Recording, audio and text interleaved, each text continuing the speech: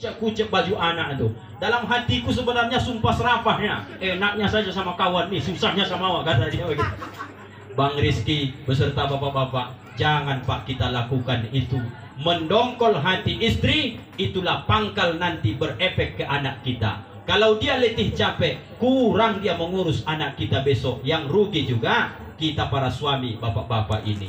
Jadi tugas Bang Rizky, usahakan Bang, segala yang berkaitan dengan baju, baik yang kotor atau nanti istri ini minta beli baju baru, inilah saatnya. Oh istri, mana kalian?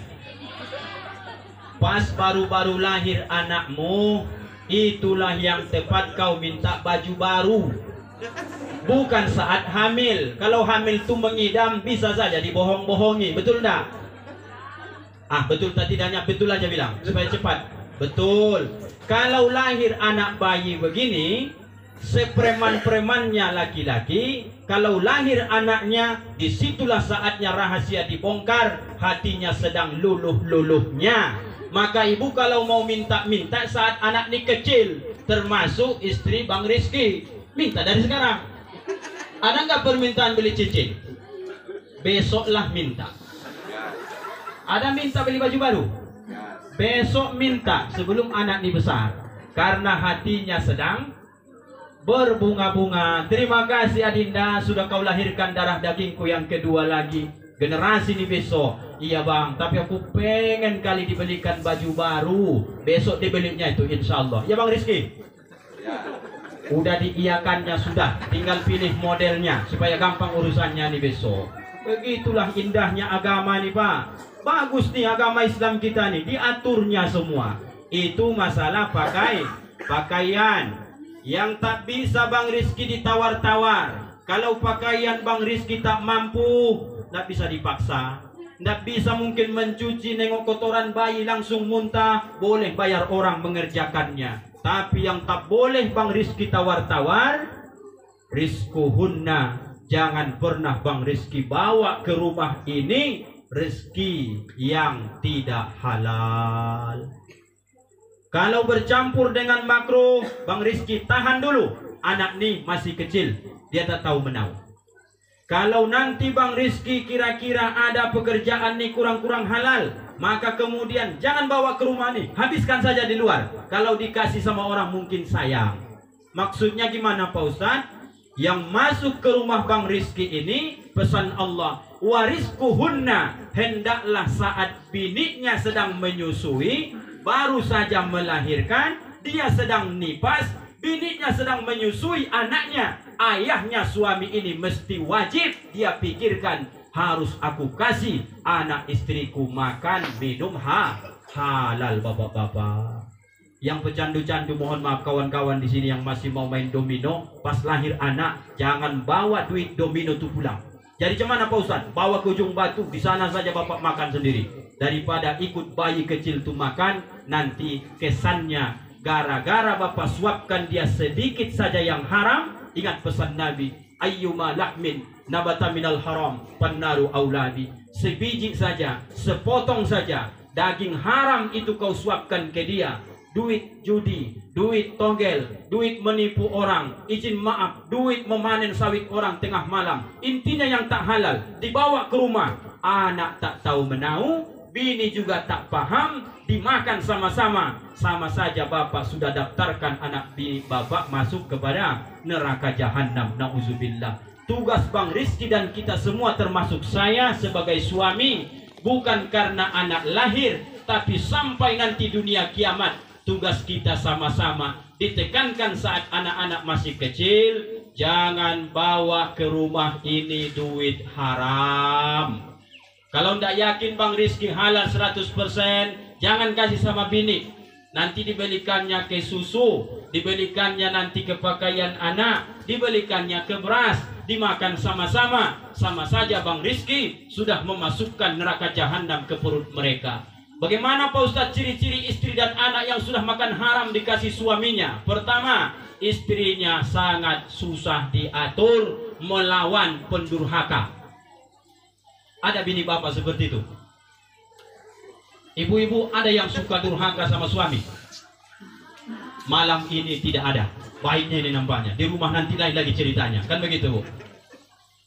Anak dikasih makan haram, istri dikasih makan haram, istri akan susah diatur, suka melawan. Anak yang banyak makan haram akan disumbat Allah nanti panca inderanya, susah menengok yang halal-halal. Bagaimana tujuannya Pak Ustaz? Masuk dari mulut katakanlah makanan, kemudian nanti masuk ke perut, diolah oleh lambung kita di mesin dan menjadi kemudian darah, disemprotkanlah dari jantung sampai ke otaknya. Otaknya menyembur darah ke mata, ke telinga, ke tangan, maka orang yang banyak makan haram akan susah melakukan ketaatan. Jangan heran bapak-bapak, ketika anak itu disuruh mohon maaf melakukan yang baik, apa kata dia? Ayah saja ku tengok tak ayah lakukan. Contoh kasus, bapak suruh, itu dah ajar di masjid, pergi kau sholat. Apa kata anak ni? Ayah saja dah pergi ku tengok, kata dia. Anak yang disuruh baru umur 7 tahun kelas 1 SD, maka bapak jangan marah dia. Dah mulai melawan kau sekarang ya. Semenjak ayah ni tengok ni umur 7 tahun kau ni, kulepas kau tak bisa kau cari makan. Apa kata anak ni? Aku mencontoh ayah. Kalau ayah ke masjid, aku ke masjid. Ayah tak ke masjid, aku pun tak ke masjid. Kenapa begitu dia sebut? Karena bapak sudah menanamkan perlu istighfar. Mungkin aku salah kasih makan anakku ini, bukan salah dia, tapi salah kita sebagai orang tua. Udah capek kurasa loh, Bu. Ibu udah juga? Udah. Oh Tuhanku, kalian tidak ada capeknya, Bu, tengok ngobrol aja dari tadi. Kita ceramah ngobrol juga kalian di situ. Yang penting paham ibu-ibu tujuan ceramah ini, supaya kita sama-sama selamat. Apa sebab? Barangkali anak ini besok panjanglah mudah-mudahan umurnya. Hitung saja Bu, 30 tahun ke depan besok udah nikah ini, sekecil nih. 30 tahun besok udah nikah ini. Malam ini saja yang polos-polos dia. Apa artinya? Kalau salah nanti ayah ibunya mendidiknya, maka dia akan ikut alur sesuai yang dia nampak dalam kehidupan ini. Ingat, terakhir Ustadz sampaikan, mulai ibu mengandung, anak itu pendengarannya sudah aktif. Kalau ibu sudah mengandung anak umur 120 hari, ibu masih sering juga mengata-ngatai orang, menggosip. Tengok besok lahir anakmu, kalau kau tingkat gosipnya di komplek ini, nanti anakmu lahir tingkat kecamatan, insya Allah. Biasanya begitu. Di contohnya itu, warisan dari ibunya. Maka hati-hati, ibu yang mengandung, sudah lahir anak, ketika dia lahir, pendengarannya aktif, penglihatannya aktif. Ibunda yang punya anak kecil malam ini, istri dari Bang Rizky, usahakan yang dilihat dan didengar anakmu ini, supaya dia menjadi anak baik besok. Mulai dari hari ini Kak, perdengarkan sama dia yang baik-baik. Kalau bisanya ada duit, belikan saja speaker aktif, putarkan volume 2 sampai 24 jam bolak-balik juz 30. Besar dia besok, insya Allah 7 tahun umurnya, dia akan lebih cinta kepada Al-Quran dibandingkan dengan lagu dangdut, insya Allah. Tapi tergantung kakaknya. Kalau cita-cita kakak mau jadi apa nih besok, jadi pelagu dangdut, dari sekarang ditempah dia, kasih dia terus lagu dangdut. Kalau mau jadi penonton sinetron besok nih, kasih dia terus nonton sinetron. Tengok nah, itu Raffi Ahmad, ini siapa, ini siapa. Jangan salahkan anak itu besok ketika besar, karena Nabi berpesan dalam hadisnya, kullu mauludin yuladu alal fitrah, setiap anak lahir itu semua kosong, fitrah bersih. Siapa yang mengukirnya? Ayahnya, ibunya, dan lingkungannya. Hati-hati Bang Rizky, anak-anak sudah mulai melihat apa yang kita kerjakan, dia akan lanjutkan itu besok sampai akhir hayatnya. Karena guru yang paling pertama adalah bukan PAUD, TK, SD, SMP selanjutnya. Guru nomor 1 bagi anak adalah ayahnya dan ibunya. Usahakan nampakkan yang baik-baik supaya mereka lanjutkan besok kebaikan ini, insya Allah. Berdoalah kita ya kan Bu. Ibu aminkan ya, aku baca doanya ya. Bu aminkanlah. Anak pun semua beda. Iya Pak Ustaz, lama kali ceramahnya itu. Udah lapar kata dia. Samanya kita, cuman tahan-tahankan saja. Oke, kita doa ya. Kita doa. Bismillahirrahmanirrahim. Kita awali dengan istighfar. Astaghfirullahalazim.